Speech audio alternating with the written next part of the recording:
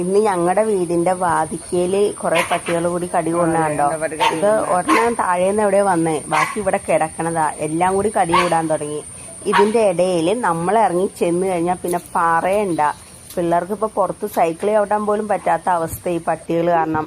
അതോ ആരെങ്കിലും റോഡിൽ കൂടി പോയി കഴിഞ്ഞാൽ അവരുടെ പുറകെ കുരച്ചണ്ടി അല്ലല്ലോ. അതേ രാവിലെ ഒരു ചേച്ചി പോയപ്പോൾ ആ ചേച്ചിയുടെ പുറകെ ഈ പട്ടി കുരച്ചണ്ട് പോവാ. പിന്നെ ആ ചേച്ചി വടിയൊക്കെ എടുത്തിട്ടാ പോയത്. ഇതിലെ പോവാൻ തന്നെ പേടിയാവും ആളുകൾക്ക്.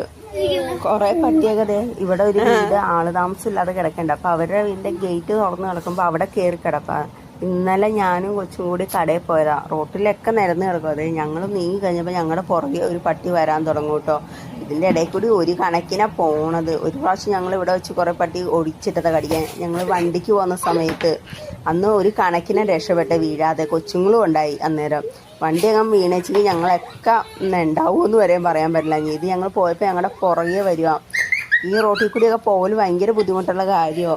ഇവിടെയും കുറേ ഉണ്ട്. അത് കഴിഞ്ഞ് ഞങ്ങൾ ചെന്ന് കഴിയുമ്പോൾ പാലത്തിന്റെ അടിയിലും കുറേ പട്ടികളുണ്ട്. ഇതുങ്ങളുടെ ഇടയിൽ കൂടി വേണം നമ്മൾ വല്ല കടയിലൊക്കെ നടന്നു പോണവർക്ക്. വണ്ടിയുള്ളവർക്കൊന്നും പിന്നെ അത് പ്രശ്നമാവില്ല. ഞങ്ങളെ പോലെ നടന്നു പോണ ആളുകൾക്കൊക്കെ ഇത് ഭയങ്കര പ്രശ്നം തന്നെ. ഇതുങ്ങളുടെ ഇടയിൽ കൂടി വേണം നമ്മൾ നടന്നു പോവാൻ വേണ്ടി.